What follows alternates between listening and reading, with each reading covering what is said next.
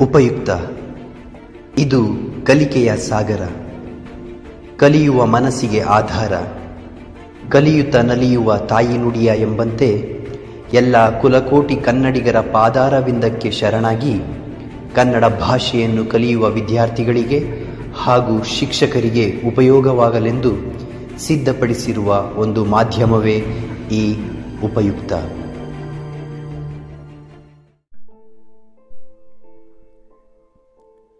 ಪದ್ಯ ಹತ್ತಿ ಚಿತ್ತ ಮತ್ತು. ಬರೆದವರು ಟಿ ಯಲ್ಲಪ್ಪ.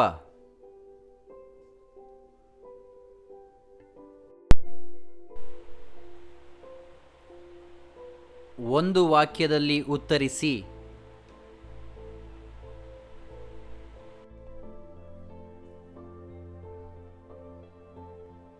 ಎಣ್ಣೆಯಲ್ಲಿ ನೆನೆದ ಬತ್ತಿ ಹೇಗೆ ಕಾಣುತ್ತದೆ? ಮಿಂದು ಮಡಿಯುಟ್ಟ ಭಕ್ತನಂತೆ ಎಣ್ಣೆಯಲ್ಲಿ ನೆನೆದ ಬತ್ತಿ ಕಾಣುತ್ತದೆ. ಚಿತ್ತವನ್ನು ಯಾವುದಕ್ಕೆ ಹೋಲಿಸಲಾಗಿದೆ? ಚಿತ್ತವನ್ನು ಹೊತ್ತಿ ಉರಿಯುವ ಬತ್ತಿಗೆ ಹೋಲಿಸಲಾಗಿದೆ.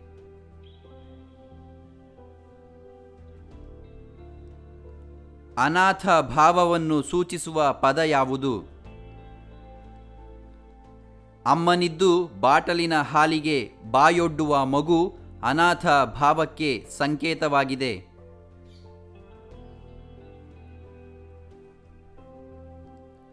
ಹತ್ತಿಯ ಜೀವಕ್ಕೆ ಯಾವುದು ತಪ್ಪದ ಕರ್ಮ?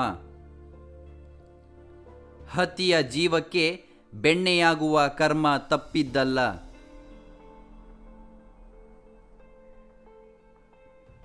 ವ್ಯರ್ಥವಲ್ಲದ ಕೆಲಸವು ಯಾವುದು? ಎಣ್ಣೆ ತೀರಿರುವ ದೀಪಗಳಿಗೆ ಬತ್ತಿ ಹೊಸೆಯುವುದು ವ್ಯರ್ಥವಲ್ಲದ ಕೆಲಸವಾಗಿದೆ.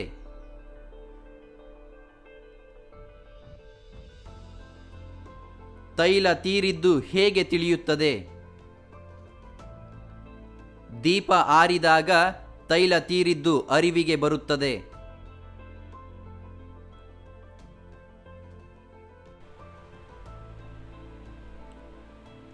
ಎರಡು ಅಥವಾ ಮೂರು ವಾಕ್ಯಗಳಲ್ಲಿ ಉತ್ತರಿಸಿರಿ.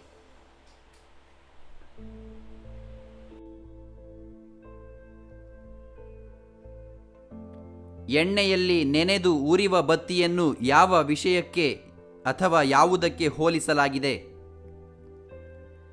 ಎಣ್ಣೆಯಲ್ಲಿ ನೆನೆದು ಉರಿಯುವ ಬತ್ತಿಯನ್ನು ಮಿಂದು ಮಡಿಯುಟ್ಟ ಭಕ್ತನಿಗೆ, ಬೆಳಕಿನ ಬಟ್ಟೆಯನ್ನು ತೊಟ್ಟಿರುವ ಯೋಗಿಗೆ ಮತ್ತು ಜೇಡರ ಹುಳುವಿಗೆ ಹೋಲಿಸಲಾಗಿದೆ.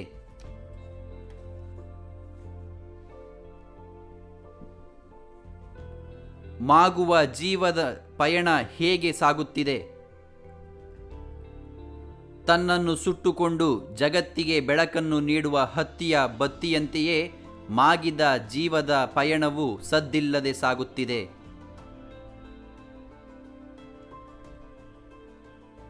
ಆತ್ಮಕ್ಕೆ ಕಮಟು ಹತ್ತುವುದು ಎಂದರೇನು? ಆತ್ಮಕ್ಕೆ ಕಮಟು ಹತ್ತುವುದು ಎಂಬುದು ಆತ್ಮನಾಶವನ್ನು ಸಂಕೇತಿಸುವ ಪದವಾಗಿದೆ.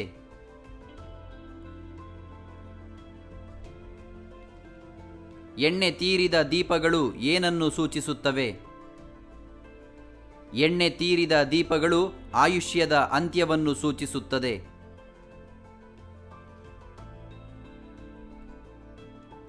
ಹತ್ತಿಯ ಬೀಜ ಲೋಕದ ಹಿತಕ್ಕೆ ತನ್ನನ್ನು ಹೇಗೆ ಸುಟ್ಟುಕೊಳ್ಳುತ್ತದೆ? ಹತ್ತಿಯ ಬೀಜವು ಲೋಕದ ಹಿತಕ್ಕಾಗಿ ತನ್ನನ್ನೇ ಸುಟ್ಟುಕೊಂಡು ಬೆಳಕನ್ನು ನೀಡುತ್ತದೆ.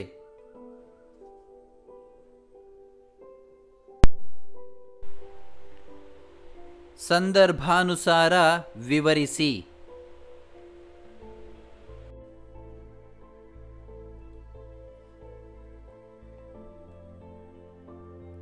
ಬೆಳಕ ಬಟ್ಟೆಯ ತೊಡುವ ಯೋಗಿಯಂತೆ.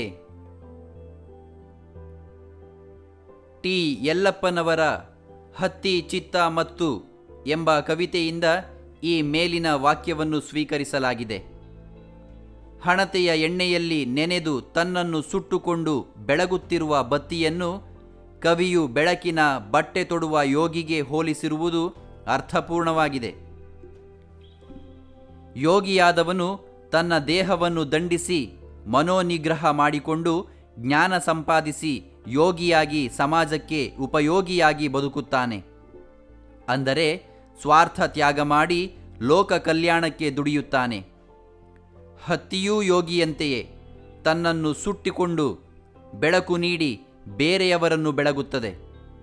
ಈ ಬತ್ತಿ ತನ್ನ ಬಣ್ಣ ಮತ್ತು ಉದ್ದೇಶಗಳಲ್ಲಿ ಬೆಳಕಿನ ಬಟ್ಟೆ ತೊಟ್ಟ ಯೋಗಿಯ ಹಾಗೆಯೇ ಕಾಣುತ್ತದೆ. ಇದು ಅರ್ಥದ ಸುಸಂಬದ್ಧತೆಯಿಂದಲೂ ಅರ್ಥಪೂರ್ಣ ಹೋಲಿಕೆಯಾಗಿದೆ.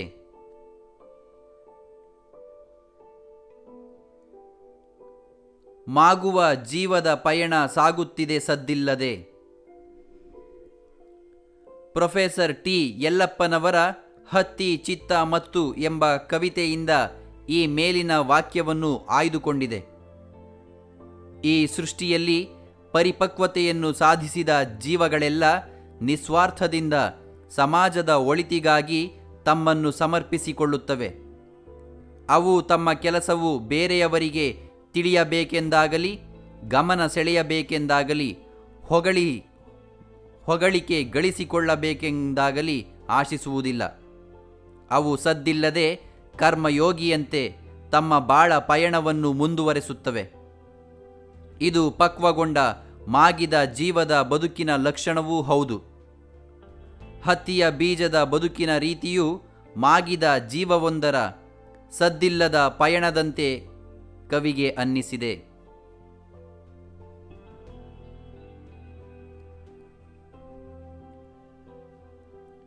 ನಿದ್ದೆ ತಿಳಿದೆದ್ದ ಮಗು ಅತ್ತದ್ದು ಹಾಲಿಗೋ ಅಮ್ಮನಿಗೋ.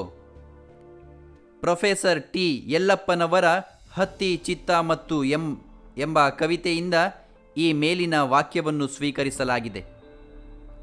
ನಿದ್ದೆಯಿಂದ ಎದ್ದ ಮಗುವಿನ ಅಳು ಅಗತ್ಯದ ಸುಳಿವನ್ನು ನೀಡುತ್ತಿದೆ ಎಂದುಕೊಂಡು ನಾವು ಮಗುವು ಹಸುವಿನಿಂದ ಹಾಲಿಗಾಗಿ ಅಳುತ್ತಿರಬಹುದೆಂದೋ ಅಥವಾ ಅಮ್ಮನಿಗಾಗಿ ಅಳುತ್ತಿರಬಹುದೆಂದೋ ಯೋಚಿಸುತ್ತೇವೆ. ಅಮ್ಮ ಸಿಕ್ಕರೆ ಹಾಲು ಸಿಗುತ್ತದಲ್ಲವೇ ಎಂಬ ಪ್ರಶ್ನೆ ಎದುರಾಗುವುದು ಸಹಜ.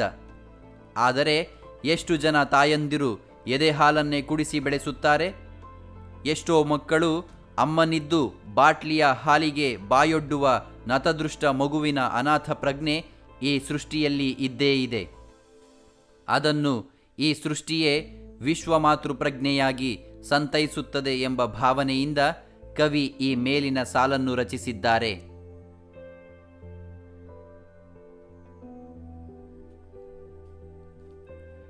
ಎಣ್ಣೆ ತೀರಿರುವ ದೀಪಗಳಿಗೆ ಬತ್ತಿ ಹೊಸೆಯುವ ಕೆಲಸ. ಟಿ ಯಲ್ಲಪ್ಪನವರು ರಚಿಸಿರುವ ಹತ್ತಿ ಚಿತ್ತ ಮತ್ತು ಎಂಬ ಕವಿತೆಯಿಂದ ಈ ಮೇಲಿನ ವಾಕ್ಯವನ್ನು ಸ್ವೀಕರಿಸಿದೆ.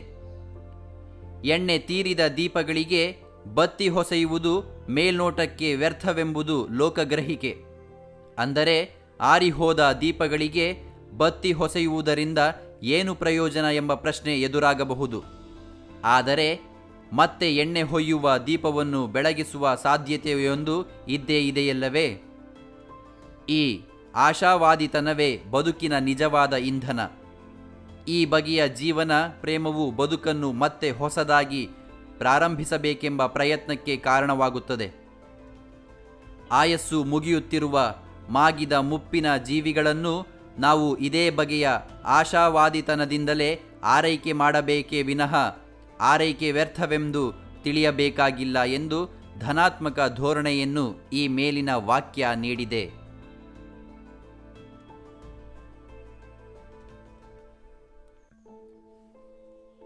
ಬೆಣ್ಣೆಯಾಗುವ ಕರ್ಮ ತಪ್ಪಿದ್ದಲ್ಲ. ಪ್ರೊಫೆಸರ್ ಟಿ ಯಲ್ಲಪ್ಪನವರ ಹತ್ತಿ ಚಿತ್ತ ಮತ್ತು ಎಂಬ ಕವಿತೆಯಲ್ಲಿ ಈ ಮೇಲಿನ ವಾಕ್ಯವನ್ನು ಸ್ವೀಕರಿಸಿದೆ. ಎಣ್ಣೆಯು ಹತ್ತಿಯನ್ನೇ ಸುಡುವುದು ದುರಂತದಂತೆ ಕಾಣುತ್ತದೆ. ಆದರೆ ಅದೇ ಸೃಷ್ಟಿಯ ನಿಯಮ ಮತ್ತು ಅದೇ ಅವರ ಬದುಕಿನ ಸಾರ್ಥಕ್ಯವೂ ಆಗಿದೆ.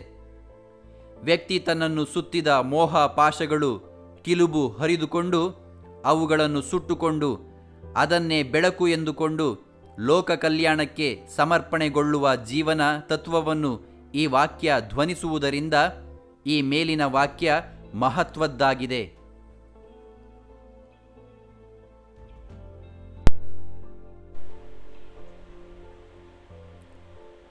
ಐದಾರು ವಾಕ್ಯಗಳಲ್ಲಿ ಉತ್ತರಿಸಿರಿ.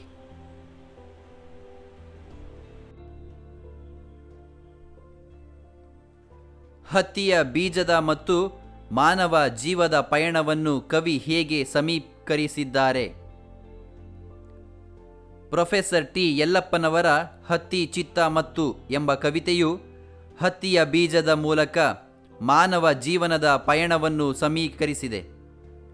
ಹತ್ತಿಯ ಬೀಜದ ಆವರಣದೊಡನೆ ಅದನ್ನು ಸುಡಲು ಬೇಕಾದ ಬತ್ತಿ, ಬೆಳಗಲು ಬೇಕಾದ ಎಣ್ಣೆಗಳಿರುವಂತೆಯೇ ಮನುಷ್ಯನ ಹುಟ್ಟಿನಿಂದಲೇ ಅವನನ್ನು ಆವರಿಸಿಕೊಂಡಿರುವ ದೇಹ ಮನಸ್ಸುಗಳು ಅವನನ್ನು ಸುಡುತ್ತಲೂ ಬೆಳಗಿಸುತ್ತಲೂ ಅವನ ಅಸ್ತಿತ್ವವನ್ನು ಕಾಯುತ್ತವೆ.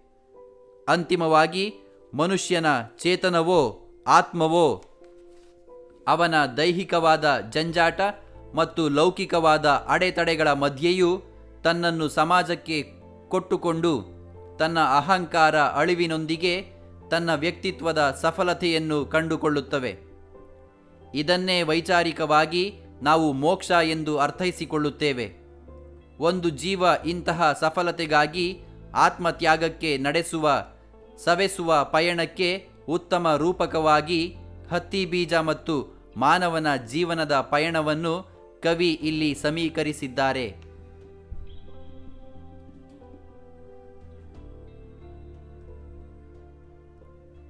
ಬತ್ತಿ, ಎಣ್ಣೆ, ಭಕ್ತ, ಯೋಗಿ, ಜೇಡ ಇವುಗಳ ಆತ್ಮ ಸಮರ್ಪಣೆಯ ಆಶಯವನ್ನು ಕವಿತೆ ಹೇಗೆ ಚಿತ್ರಿಸಿದೆ? ಬತ್ತಿಯು ಎಣ್ಣೆಯಲ್ಲಿ ನೆನೆದು ಉರಿಯುವ ಮೂಲಕ ತನ್ನನ್ನು ತಾನೇ ಸುಟ್ಟುಕೊಂಡರೂ ಲೋಕವನ್ನು ಬೆಳಗಿ ಆತ್ಮ ಸಮರ್ಪಣೆ ಮಾಡಿಕೊಳ್ಳುತ್ತದೆ. ಇದೇ ರೀತಿ ಭಕ್ತ ಮತ್ತು ಯೋಗಿ ಇಬ್ಬರೂ ಭಗವಂತನ ಹುಡುಕಾಟದಲ್ಲಿರುವವರು. ಭಕ್ತನಾಗಲಿ ಯೋಗಿಯಾಗಲಿ ತಮ್ಮ ಚಿತ್ತದ ಅಹಂಕಾರವನ್ನು ತ್ಯಜಿಸಿ ದೇಹ ದಂಡನೆಯ ಮೂಲಕ ಭೌತಿಕ ಶರೀರದ ಹಂಗನ್ನು ತೊರೆದು ಮನೋನಿಗ್ರಹದಿಂದ ಭಗವಂತನನ್ನು ಸಾಕ್ಷಾತ್ಕರಿಸಿಕೊಳ್ಳಲು ಹಂಬಲಿಸುತ್ತಾರೆ.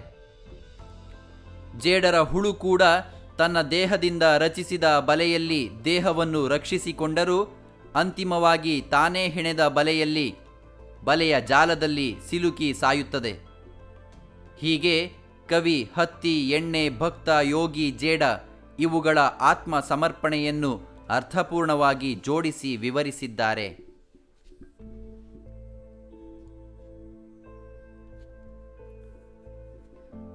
ಹತ್ತಿ ಚಿತ್ತ ಮತ್ತು ಕವಿತೆಯ ಸ್ವಾರಸ್ಯವನ್ನು ಚರ್ಚಿಸಿರಿ. ಪ್ರೊಫೆಸರ್ ಟಿ ಯಲ್ಲಪ್ಪನವರ ಹತ್ತಿ ಚಿತ್ತ ಮತ್ತು ಎಂಬ ಕವಿತೆಯು ಒಂದು ವಿಶಿಷ್ಟವಾದ ರಚನೆಯಾಗಿದೆ. ಇಲ್ಲಿ ಆತ್ಮ ಪರಮಾತ್ಮಗಳ ಅಸ್ತಿತ್ವವನ್ನು ಹತ್ತಿ ಮತ್ತು ಚಿತ್ತಗಳ ಮೂಲಕ ಸಂಕೇತಿಸಲಾಗಿದೆ. ಜೀವಾತ್ಮದ ಸಾರ್ಥಕತೆ ಇರುವುದು ತನ್ನ ಅಹಂಕಾರವನ್ನು ಸುಟ್ಟುಕೊಂಡು ಬೆಳಕನ್ನು ಜ್ಞಾನವನ್ನು ಹೊಂದುವುದರಲ್ಲಿ. ಇಲ್ಲಿ ಹತ್ತಿಯ ಬೀಜವು ದೀಪದ ಬೆಳಕಿಗೆ ಜೀವ ದ್ರವ್ಯವಾಗಿದೆ. ಹತ್ತಿಯು ತನ್ನನ್ನು ತಾನೇ ಸುಟ್ಟುಕೊಂಡು ಬೆಳಕನ್ನು ನೀಡಿ ಜಗದ ಕತ್ತಲನ್ನು ನೀಗುವುದಕ್ಕೆ ಯತ್ನಿಸುತ್ತದೆ.